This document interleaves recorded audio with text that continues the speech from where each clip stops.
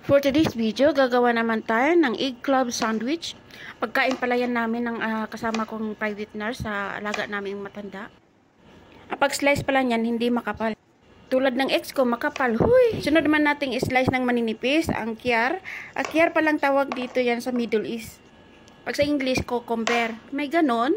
Pa-slide pala dapat yung pag-slice ko dyan, hindi yung pabilog. Lagi na lang ako nagkakamali. Dahil ikaw ang aking pinili. Ayun na nga, na-prepare na natin. At may prepare din ako na cheese dyan. Pero hindi ako prepare, nagkaganito tayo. Huy! Ayun na, na-prepare tayo ng kawali. Diyan natin iluluto yung itlog. So, kailangan flat siya, hindi sa dapat nasisira. Kasi dahil sa iyo, nasira buhay ko. Huy! Hintayin natin maluto sa baba bago siya natin baliktarin. Kasi nga, kung baliktarin mo siya na masisira.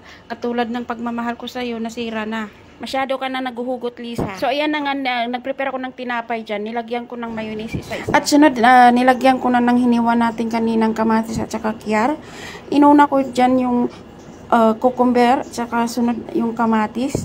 Para may kulay naman tingnan ng ating sandwich. Pero dahil sa yon nawala ang kulay ng buhay ko. Huy! At pagkatapos niyan, nilayer ko ng isang tinapay sa taas. At sunod, nilagyan ko na ng itlog. At nilagyan ko ng cheese at saka yung lettuce. At ready na po yan para i-toast natin para yung cheese sa loob maluto. At para sa ating grill pan, naglagay ako ng butter dyan. At dyan natin i-grill ang ating ginawang sandwich. Sana all ginigrill.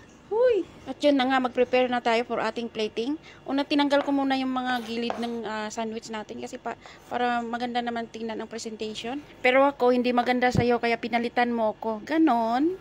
At ito na ang ating egg club sandwich. Salamat sa panonood. Paalam!